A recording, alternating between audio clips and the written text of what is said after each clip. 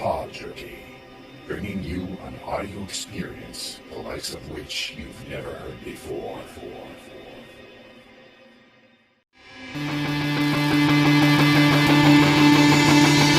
PodJerky.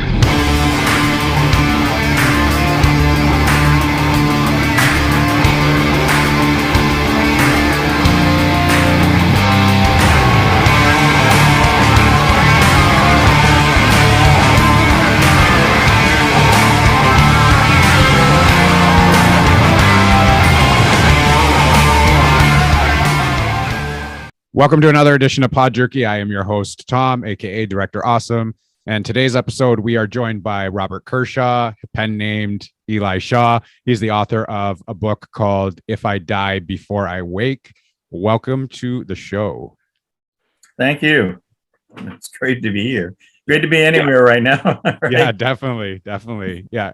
So I actually met you through somebody on Facebook. They actually commented on one of my posts that I made for another episode that I was doing. And they introduced us together and said that you had a book and you were going to be talking about in the book about being a caregiver for your entire career. Why don't you explain to everybody what you kind of define as a caregiver in your terms? Okay. Well, initially, I really didn't look at myself as a caregiver. I was just doing what I had to do to survive or to to survive. If I saw something going on or whatever, for example, when I was 10 years old, my next door neighbor just moved in. He was 10 also. And I thought he was Chinese. And, we became friends. And I told my mother I had a Chinese friend. And she invited him over one night for supper. And we were sitting there. And after he left, she asked me to help her dry the dishes. And I knew I was in trouble or she had something to talk to me about because that was her, I couldn't get away from her that way. And so she explained to me that he wasn't Chinese, but he had a thing called Mongoloidism, which is what Down syndrome was called then. So I immediately went to the encyclopedia and I found the word and it came from Mongolia.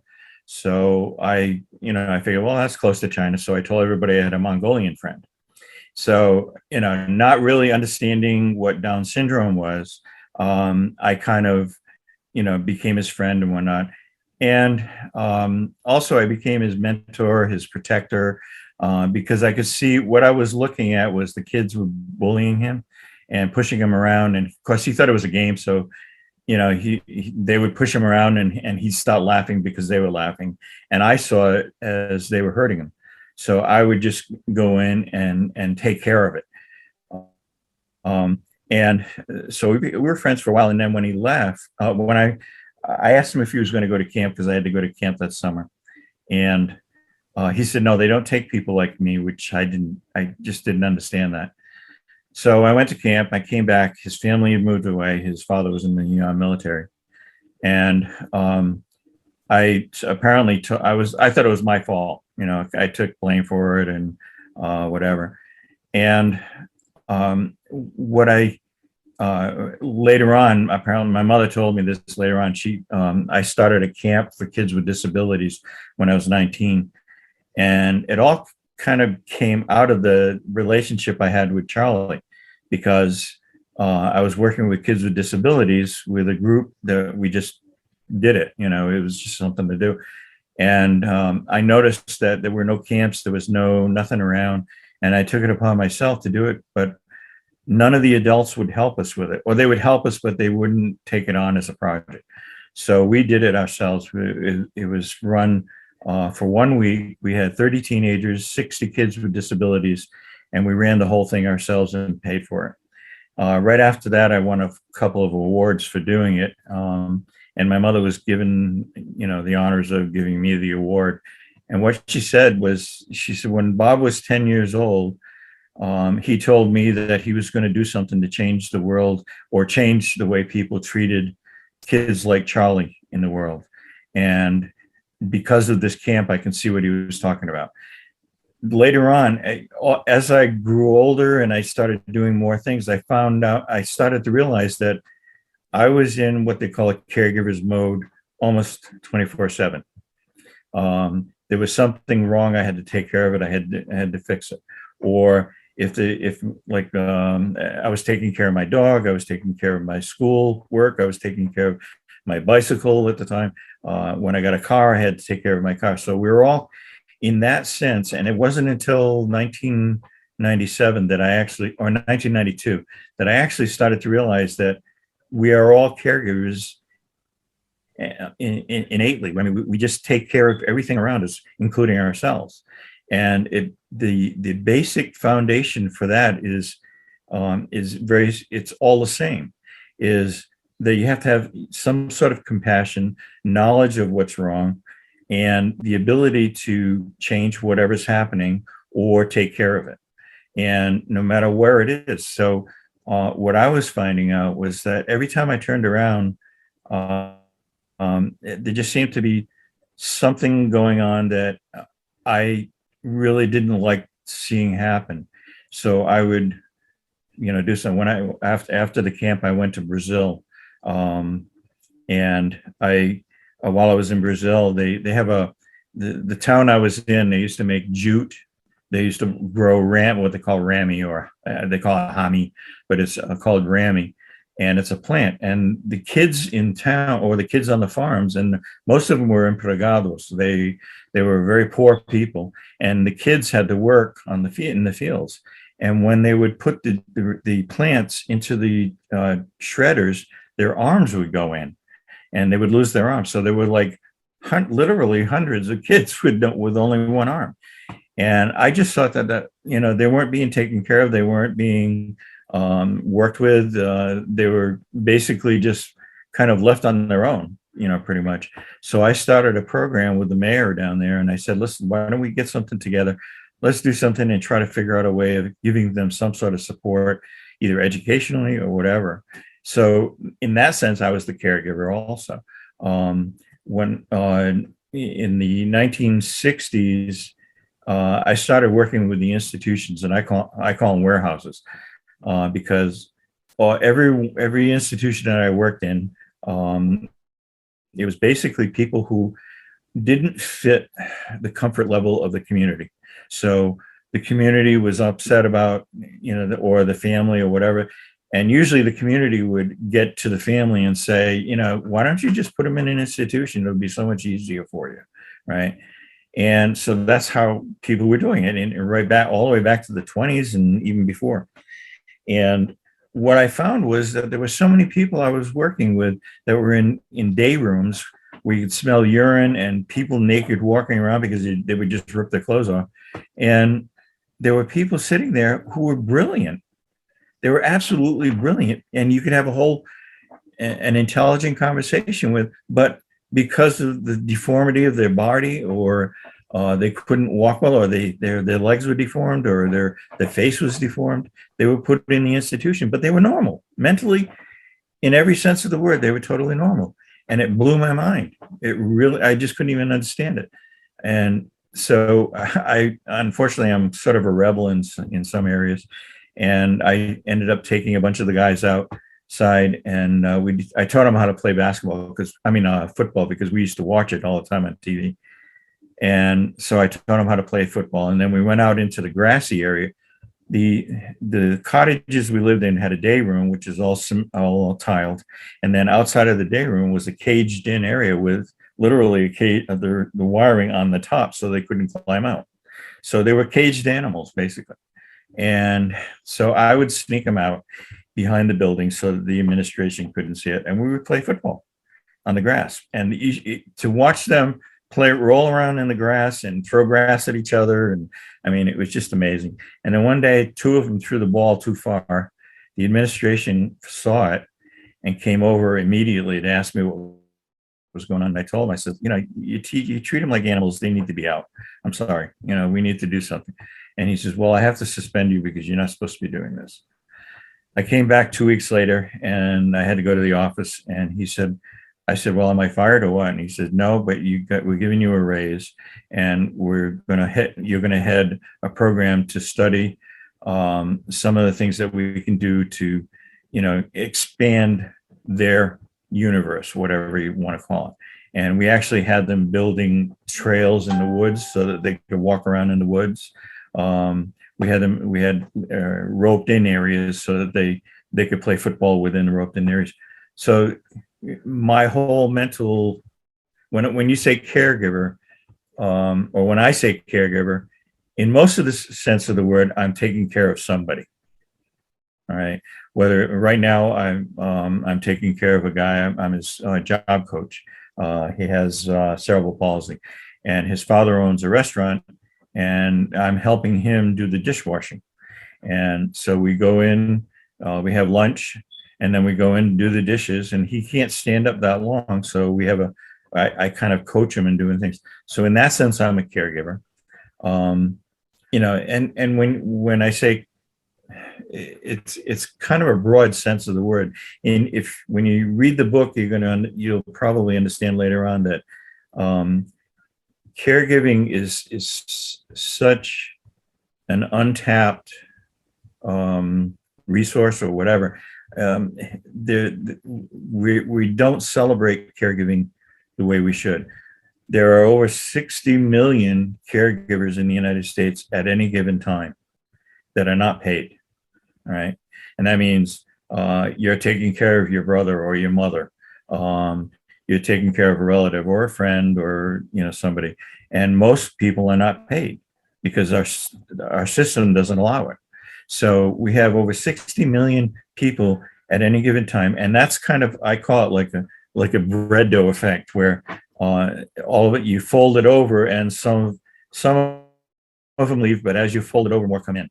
So they're all different people at all the time, but it's still 60 million, and there are, if you count all of the caregivers, probably every person in the United States at one time will be a caregiver in some way, of taking care of anybody. And what I started to realize in 1992, only because I hit a brick wall. My best friend died of AIDS. I took care of him for 4 years. My father died of heart surgery, and I was his caregiver for quite a while. And my next door neighbor she was 92, and she died of a stroke, and I was her caregiver. They all died within 3 or 4 months. And when the first one died, I was like, okay, I got more, I've still got something to do. Second one died, I've only got one. Third one died, I hit a brick wall. I had nowhere, as a caregiver, in that sense, when you stop being a caregiver, it's almost devastating. It really is. And it happens to me all the time. When 2 years ago, I lost one of my clients that I worked with. I had been with him for 27 years. He had cerebral palsy. I started working with him when he was about 9 years old, and he died. And mostly because of COVID. He didn't have COVID, but nobody could come in. He was all by himself. And his mother, who was 80, was taking care of him, and she couldn't lift him out of bed. So he was laying there for 2 years looking at the ceiling, basically. And here's a kid who has been so social and thrived on being sociable. And I couldn't even go in and talk to him. So he basically died of COVID. That's what I say. And when he died, I went into the worst depression I've had in a long, long time. And I've never understood depression. So being a caregiver, when somebody is a caregiver, you turn yourself off and you turn on whatever the needs are of that person. When I walk into Nathan's room, or used to, when I would walk into his room, in the beginning, I would say, Nathan, I had the worst day in the world, man. I just, I got into an accident or whatever, and he's laying there looking at me going, you want to talk about a worst day? You sit here and look at the ceiling, and, I started to, even though he couldn't verbalize it, I started to realize that I'm putting all this stuff on him and he doesn't need it. And so I started coming in and go, hey, Nate, how you doing? What's happening? And we start talking about the sun, or, everything I had to turn everything from negative to positive. And from that point on, I started to understand everything. You turn yourself off and everything goes, you have to take care of that person. And that's the focal point. So. Yeah, I'm sorry.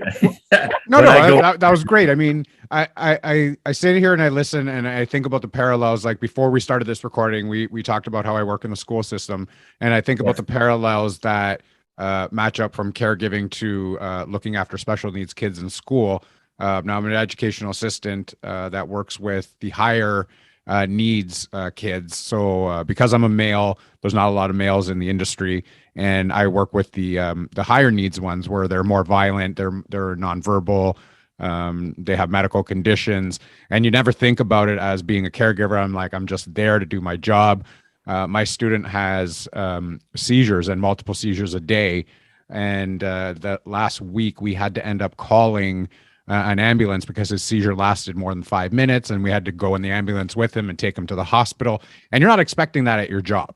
You're expecting that you're going to be working with the student, doing a little bit of schoolwork with him, but also teaching life skill and just how to navigate through the world where parents can't teach them that when they're at school. So we take on that role, but then you have to also turn yourself into like a medical practitioner on the spot. And administer medication and call 911 and keep them safe until that happens. You have to do different things for these kids, so there are a lot of parallels in that sense. Yeah. And you are a caregiver. You're taking care of someone. Somebody said something to me a while back about how do you compare yourself to a doctor or a nurse? And I said I don't really compare myself to them because they're professionals, right? And me as a caregiver, I'm basically going with my gut. I'm put in a situation where I'm there for that one person, and whatever those needs are, I have to determine what the needs are, and I have to take care of it. Where when you're a nurse or whatever, you have the tools, you have all of the facilities and whatnot. People come to you for help and whatnot, and they are caregivers in that sense. They're taking care of their patients. They are.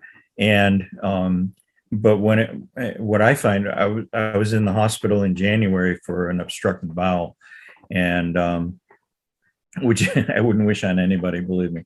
It wasn't fun.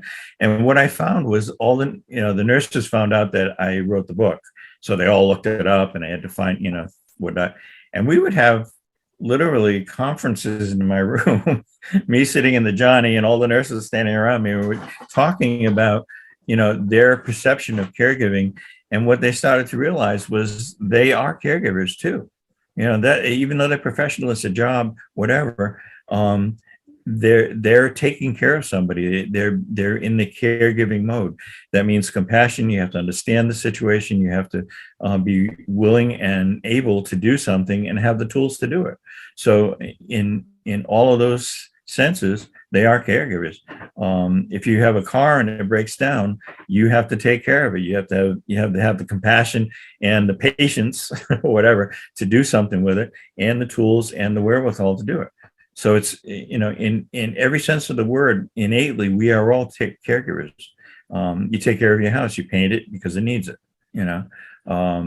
If somebody falls down, you go to help them out, you bring them up. Then what do? You ask them if they need a ride, or you ask them if they need something else, whatever. It's a continuum that goes on. And because of most of the time, I think, because of who we are, we have that innate sense of caring. I see this in the Ukraine. We were talking about the Ukraine earlier, and I see this in Ukraine. Look at the compassion we have for the Ukrainians right now.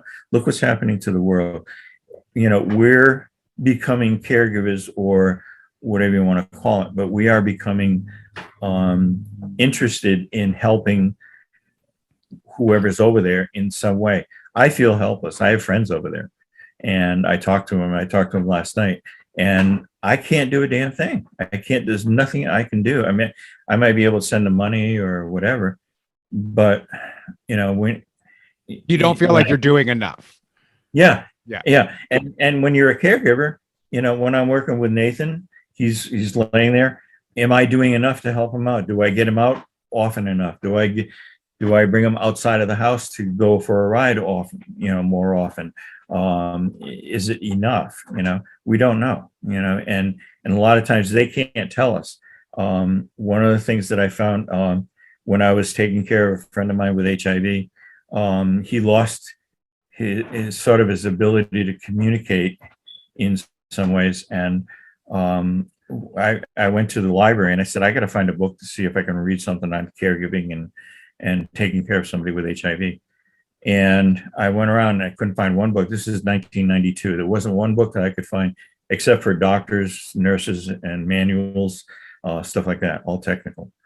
And there wasn't one book that I could find. One of the librarians came over to me and he said, I heard you're looking for something about for caregivers. And I said, yeah. He said, well, I'm going to give you a book and you can do with it whatever you want. But if you can translate it to the whole world of caregiving, I think you can probably get a lot out of this book. And so when he gave me the book, I took it home and I read it. And the name of the book was Caring for Your Pet.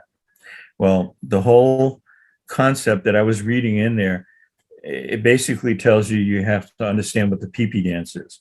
You have to understand what the I want to go outside dance is, because they can't tell you, and physically they have to tell you or whatever. You have to know when they're sick. You have to know when they're not feeling good.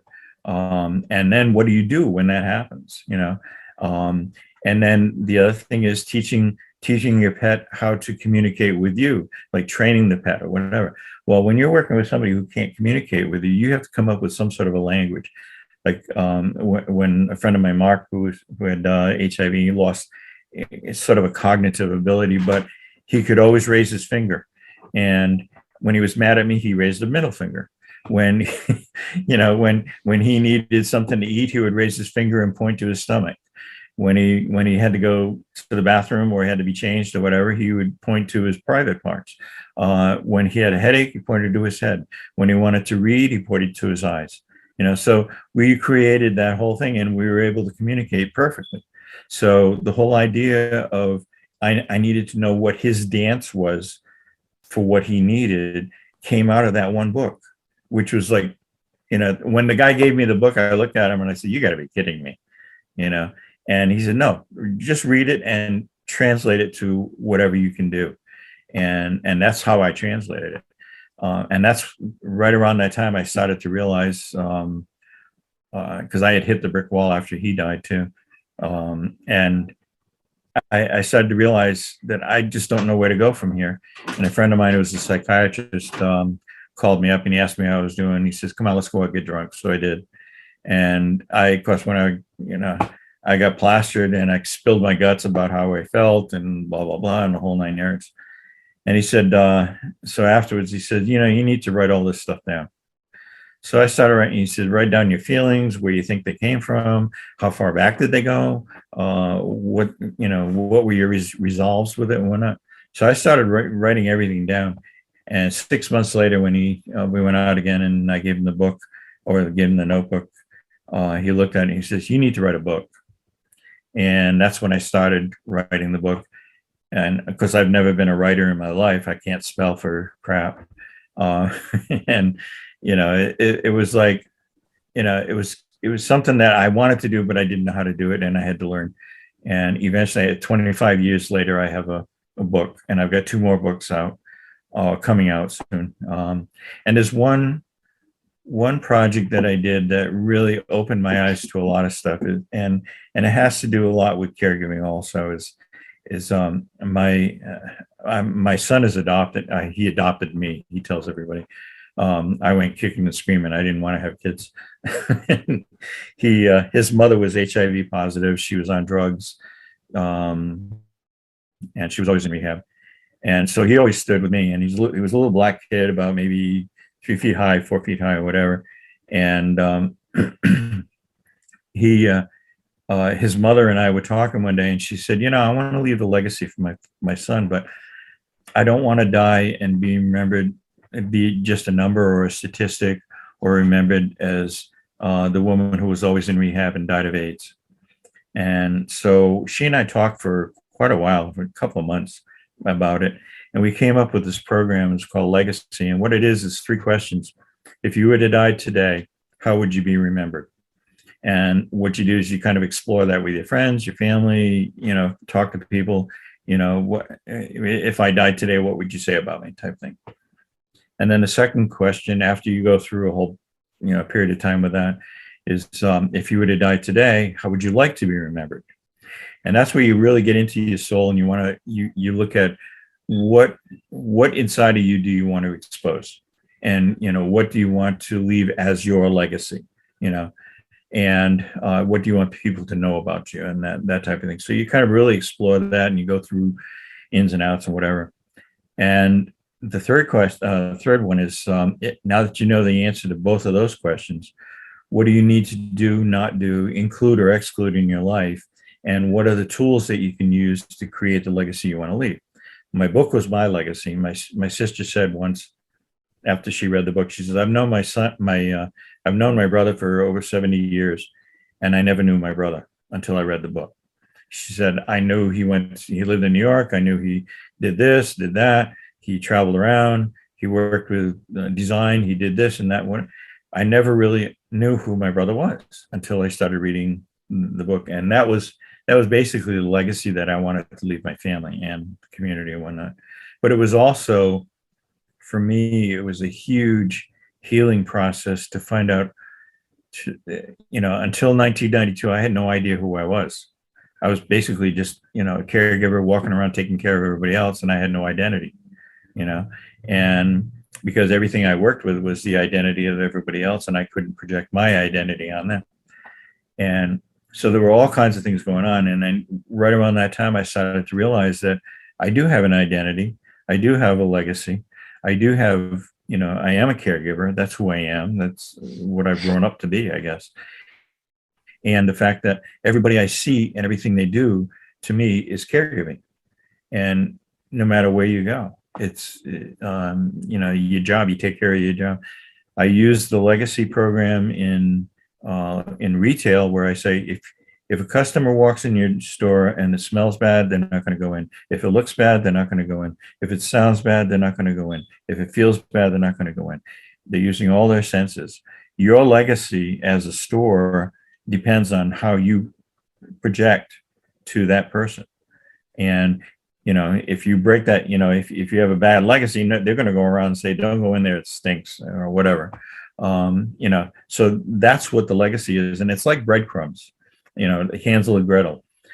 Sometimes the woodland creatures come over and pick up the breadcrumbs, and they disappear completely.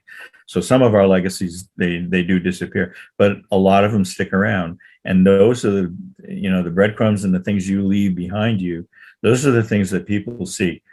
You walk by somebody and you say, hi, hey, how you doing? What happening?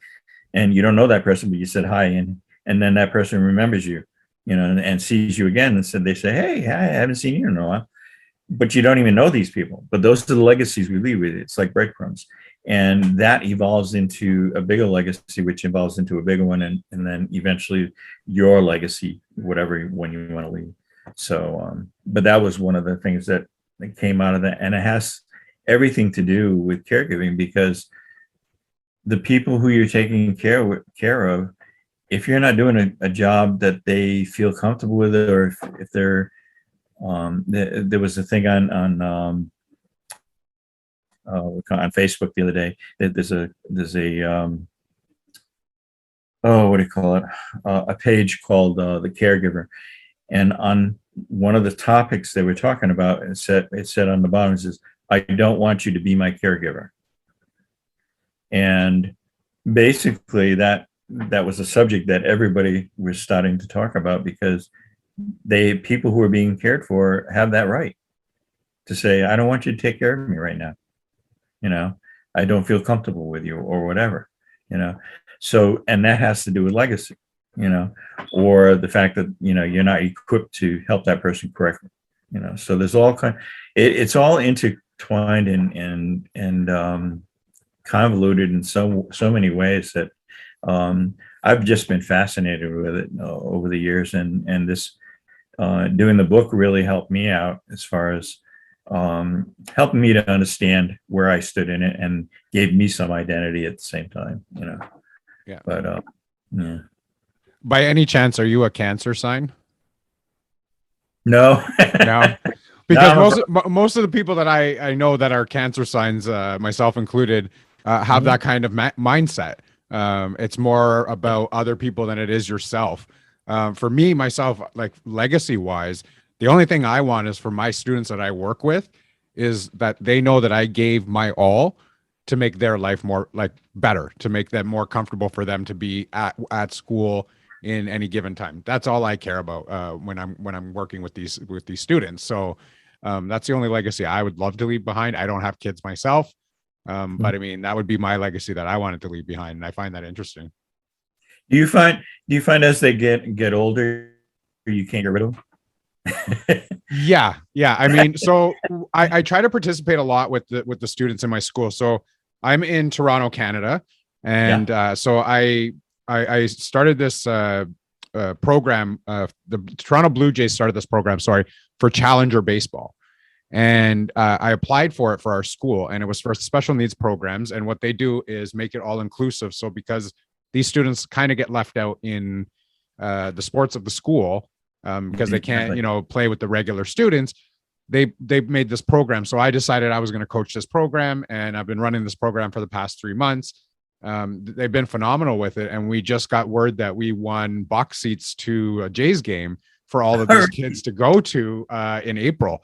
So, I mean, it's amazing to see, I guess, the progression of all humanity from, let's say 20, 25 years ago, of how everyone was treated back then. We used to use the R word. There used to be different terminology for it. And it's just progressed a lot more. And there's been a lot more acceptance and understanding of certain individuals in this world, which I love. And the inclusivity, I love it. Yeah. And do you find there's been a big shift in that? When you say we don't use the R word anymore, but I hear it so much now. Also, the N word and all this other. My son is African American, and I didn't hear the N word for a long time. He taught me more about what do you call it, systemic racism than anybody else could have ever, because he lived in the projects. I had to go to the projects to pick him up, and I could see where systemic racism on both sides, not just on the white side or whatever, on both sides. Where I could see, and a lot of it is kind of like the systemic racism over here is the backlash from the systemic racism over here. My son was stopped and frisked many times, and I didn't know it. And then finally, he told me one day, and I took him to the police station. And I said to the cop there, I said, "Why was he stopped and frisked?" And he said, "Well, it looks suspicious." I said, "Okay. How many white guys have you stopped and frisked in the past year?" And he said, "Oh, you're going to give me the race card and whatnot, And from that point on, he started, I said, "No, I'm not going to give you the race card, but I'm his father, and I don't want, if you're going to be stopping and frisking him, you need to call me immediately." All right. He never got stopped and frisked again. I said, "Well, you're a marked man now, Homer. You're never going to get stopped and frisked again, But where I was going with that is, since that time, all that period of time until the last maybe 6-7 years, I guess, 6-7 years ago, I started hearing the N word more often. I was an N lover, because I had a son who's African American.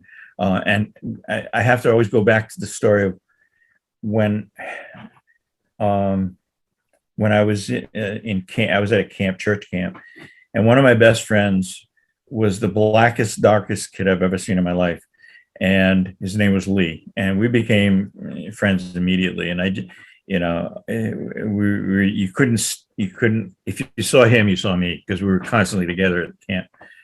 And I never really understood racism that much. I didn't really get it, and I never heard the N word. And one of the kids over there called me an N lover, and I said, and I thought, well, and I asked Lee. I said, "Why do they call you, the N word?" And he said, "Well, that's what they call it. That's what we are." And so I said, "Oh, okay." And then he said, I said, "Well," he called me the N lover, and I said, "Well, yeah, he's a great guy. I love this guy, And so I said, "Yeah, I guess I am, aren't I?" you know. And I never really saw that until later on. As I got older, I started to realize what that was. And I kind of grew into the whole system of, not saying it or whatever. But do you see a shift in the way kids are talking about things like that, or they're more apt to be bullying and saying negative things about other people more freely than they used to? Yes and no. I mean, you're going to get the ones that are still going to say it, but I think for the most part, there's a lot more understanding in the world today going on in terms of special need. Like, you'll still hear the N word from time to time, but you won't hear it as much. You'll see a lot of multiculturalism, which, puts everybody together, and there's no labels on anybody. We have our special needs department at school, and the regular kids from upstairs, like the neurotypical kids, will come downstairs and they're high-fiving the kids, and there's more understanding. Whereas when I was in school, if we had somebody with Down syndrome, I would never treat them badly, but I mean, everybody would think of them as an outcast. They were different. They didn't fit in with the rest of us. I never thought that way. It was just my upbringing, the way I was brought up by my parents. But now today you're seeing kids with more understanding with it, and being able to mix with the kids and I guess get along with them. And I like it. I love seeing that. Mm-hmm. Yeah, I haven't been in school in about 5 or 6 years now. It was 2019 when I left the school system and started working in retail and in mental health, and which sometimes goes together. But when you're in, mental illness, you go out shopping. But what I started to see, and mostly in the rural areas where I'm living now, and I don't know whether it's because of the political climate or whatever, but I see more of a threat, like white power, white supremacy, or whatever you want to call it. I see that people coming out, with their flags and, the whole 9 yards, and demonstrating, not saying it sometimes, but I've heard, people yell at me and call me the N lover name or whatever.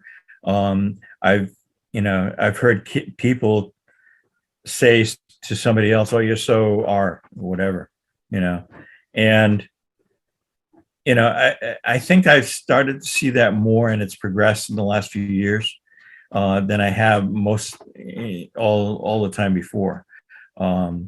And I don't know if it's just the political climate or if it's whatever, but I see it in younger kids now, where I just it kind of bothers me sometimes. But I find people aren't afraid to say it anymore. Yeah, well, I think the world that we live in today, there's so much happening we went through the pandemic for the past 2 years. Now we're entering into this time of war with Russia and Ukraine.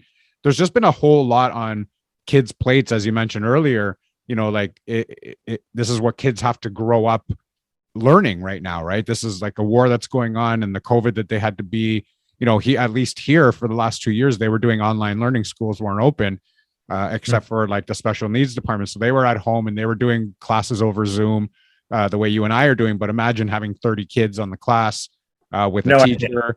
It's never going to work. So I mean, they weren't allowed to socialize with their friends. So a lot of the stuff they were watching was like on YouTube or movies at home. So maybe they're picking up language from there and translating it into the world today. But as far as I'm like, as I see, I'm in my area, my school that I work in, I'm not in a like a rich neighborhood at all. By all means, we have a lot of kids that come from disadvantaged areas. They've been actually pretty good, and I can't complain about it. Yeah. I've just seen it. I think when I hear it, it kind of, it's almost like it amplifies with me. So it sounds louder than it actually is in some ways. But and also having an African American son, and now having a grandson and a granddaughter who are going to have to grow up in a world that is so different from where I grew up. and I wonder how they're going to do. And and I'm trying to leave a legacy. My grandson is only 3, so I do videos talking to him as if he was 20 years old. And this is the legacy I'm going to leave him, because basically I don't know if I'm going to be around when he's 20. I don't know if I'll see him graduate or get married or anything like that. And if I do live to be that long, that old, I may not know I'm there. So, what I'd like to do is leave a legacy for him on video. So I'm talking to him about, about the COVID crisis, Ukraine. I'm talking to him about my life, who I am, the things that I do. I walk around the house sometimes and I show him things in my house that eventually he'll probably see at some point, because my son's going to get my house. So he's going to be familiar with some of that stuff too. So I've been trying to do something with that, but I'm always wondering, because of the impact of social media, the threat of nuclear war right now, how is, I'm curious to find out how that's going to impact him or her, my granddaughter and my grandson. I see, my granddaughter is older, and there's times when I see where she's acting a lot different than I expected her to act because of social media and stuff like that. I have no control over it. Grandfathers are only supposed to spoil the grandkids. So, I have very little control. But hopefully, with doing the video, and I'm also doing the video for my son, because my son looked at me and said, "Well, you're doing this for your grandson. Why can't you do it for me too? So I can, after you go, then I can watch you on video and hear your voice and whatnot." So I'm doing that as a legacy too at the same time. And that's all part of the book that I wrote. But it's just I just wonder what's really going to be happening, with all this and the social media. It's really changed in many ways for the positive, the caregiving world, because more people know. What I see is more people know about caregiving now than ever. And everywhere you look, you're going to find a book. I have a whole collection of books, and because I'm an author, I always ask somebody to sign it for me. If they wrote a book on caregiving. There's a lot of them are kids who have like autism or whatever, and they wrote a book. I can't remember the name of it offhand, but it was a kid who grew up with autism, and he finally decided he's going to write a book about it because nobody understood him. And now he's got the book. So there's all this stuff that's actually out there that can be accessed. And yet we're still in a dilemma with caregiving. Most caregivers, if they do get paid, they only get paid minimum wage. And in some locations, minimum wage is only $7 an hour if you go down south. When I went down South Carolina, and one of the caregivers that was working with a friend of mine down there came in and she's, "Well, I don't get paid enough to do that, because I asked her to do something for me. I don't get paid enough to do that." And I says, "Well, here's $40, do it." Yeah. And she looked at me like, "You realize that's like a whole day for me?" And it doesn't even afford the cost of gas right now. Right. Yeah. Right. 1 hour, if you get paid $7 an hour, that's 1 gallon of gas. Yeah. In California, apparently. But the world is changing so quickly and so fast, and so deliberately sometimes, that it's hard to kind of grasp it. And what I do basically, I find myself getting into a depression every so often. Unfortunately, I watch TV, and it's one of those things where, because I'm a caregiver and I'm always in that caregiving mode, I see something like what's happening in Ukraine, and I'm so personally connected with that because of my friend he's my tech guy, and he lives in Ukraine. And I'm just, when something happens there, I want to take care of it and make it right, and I don't know how anymore. And that brings me into sort of a depression. When I say depression, it's one of those things where I always tell everybody, I never realized I was in a depression until I looked at my house. I haven't been taking care of my house. It's like, and I'm a collector, and I have a 16-room Victorian with all this Victorian furniture, and I've been trying to turn the house into a respite house for traumatic brain injury. So I collect furniture all the time, and also people have been giving me a lot. And what I didn't realize was that because of my depression, I wasn't doing anything with it. I was just collecting it. So it became almost like the hoarder syndrome. And now I just donated my grand piano to a group down here, a caregiving group that's opening up a storefront office and whatnot. And so I'm donating a lot of my stuff down there. But what I see is like I find myself getting into sort of a depressed mode, and I have to believe that everybody in this world right now is going through some sort of depression, whether it be personal depression or global. We're all afraid of nuclear war. We're all afraid of something happening. That when we have presidential elections, everybody's at each other. The voting crisis, or whatever you want to call it. All these things have been happening, and it's really been wearing on the populations. And we end up, instead of taking care of things that we should be taking care of, we end up being diverted to do something else. And that's where I find, and it happened with the pandemic, where so many people were diverted from the pandemic that they weren't doing the things that they should have been doing, or they could have been doing, but they were not allowed to do. And it caused the crisis. And look at how many nurses we're short. So many people in the nursing and medical industry right now. We're short so many people. It's outrageous, and we're overwhelming the hospitals. And not so much now, but we were. And then, but what happens is people look at that and they say, well, they should have taken they should have got the vaccine, or, they're not going to die. They'll just go to the hospital and they won't die, and it's like, they got to blame somebody, or they have to put it on somebody else, and they're not taking that responsibility anymore. And I see such a big shift in our society in that way. And as a caregiver, it's so, it's almost like needles hitting me, and I have to do something about it, or I have to, and that's when I get my depression, sometimes. So, but I'm out of it. I got out of it 2 days ago. I got out of my depression, and I'm happy now. But Yeah. so I remortgaged my house, so I'm happy now. Well, I find, somebody gave me some advice a long time ago, and said, you watch the news every day, and you're always depressed, you're always sad, because all you see is negativity. That's all you see. What you do is stop watching the news altogether.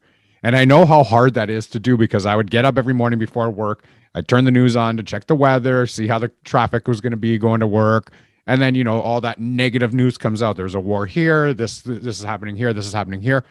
But I can tell you, by cutting the news out in the morning, I feel much better, because that negativity isn't there. So I mean, doing that has helped a lot with the mental health aspect of it, because when you see that on the news, that's all you're going to think is there's negativity, when that's not all that's going on in the world. There's a lot of positivity going on in the world, but the negative stuff is what sells, and that's why they're showing that, and that's the narrative that they're going to present. So at the end of the day, I just said, you know what, I'm going to give up on watching the news in the morning. I'll get my news some other way during the day at some point, but I'll do it in increments, not like all at once in the morning time before I go to work, and then I'm already upset while I'm going to work.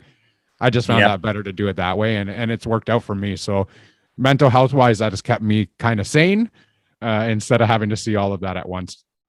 Yeah, I tried doing that with the Ukraine, but my problem is that when I did get in touch with my friend over there, and I hadn't seen TV in a couple of days, or 3 or 4 days.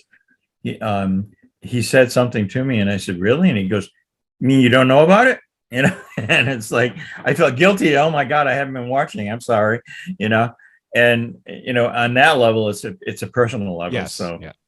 I have to kind of keep abreast of it. But in other situations, I do turn off the TV, or try to do something else, because I could sit and watch TV all day long, if I wanted to. At 74, I'm allowed, Yeah. So You've earned it. Yeah, that's what they tell me. I don't know. Yeah. All right. Awesome. So we're going to wrap this up. We've gone about 45 minutes, which is great. It's fantastic. A lot of good stuff that you've had in there and a lot of good conversation today. Is there anything else that you want to tell anybody about the book, where they can find it, where it's for sale, any social media accounts that you have that you want people to try to follow you on? Yeah. My website is author Eli Shaw. I'm sorry, author Eli Shaw.com. And that's AUTHORELISHAW, all one word. And on there, you can get most of the information. I've had a lot of problems with, I hate to say it, but I've had problems with Amazon, where they had a whole bunch of my books, and I guess they had a fire sale, and they sold a whole bunch of my books for like, $8 a piece or $5 a piece or whatever. So I didn't get any royalties from it. So I'm trying to figure out what's going on with that. So, but my email is bkershaw5607@gmail.com. If you want to buy a book, I'm more than happy to send. If you send me an email, you can send it to me there, and I'll sign it, and the shipping will be included in the whole 9 yards. There's one thing that's happening right now. I've been getting involved with I don't know if you know this guy. I think you do. Randy Landsberg. He's doing a film called The Secret Lives of Mermaids and Dolphins. And it's I got introduced to him through social media, and we're doing banners of my book that are going to be in his movie. So if you ever get the chance to see the movie, you'll see my banners there too. But the movie is going to be coming out, I'm not sure, the end of this year or maybe next year. I'm not really sure. They're still doing a lot of work on it.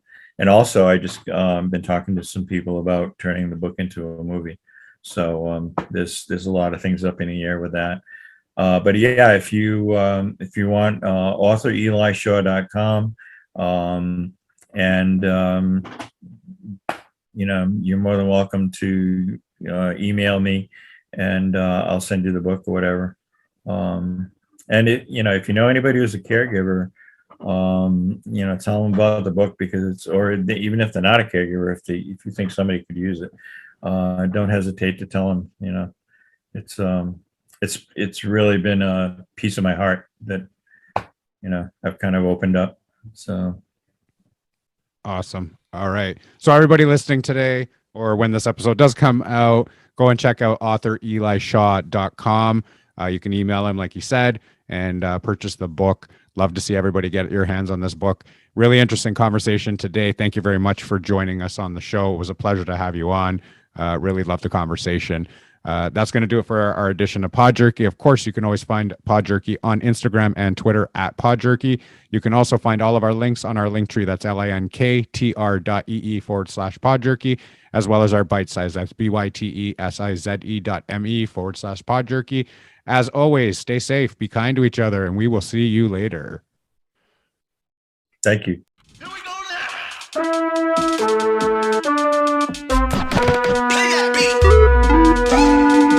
PodJerky.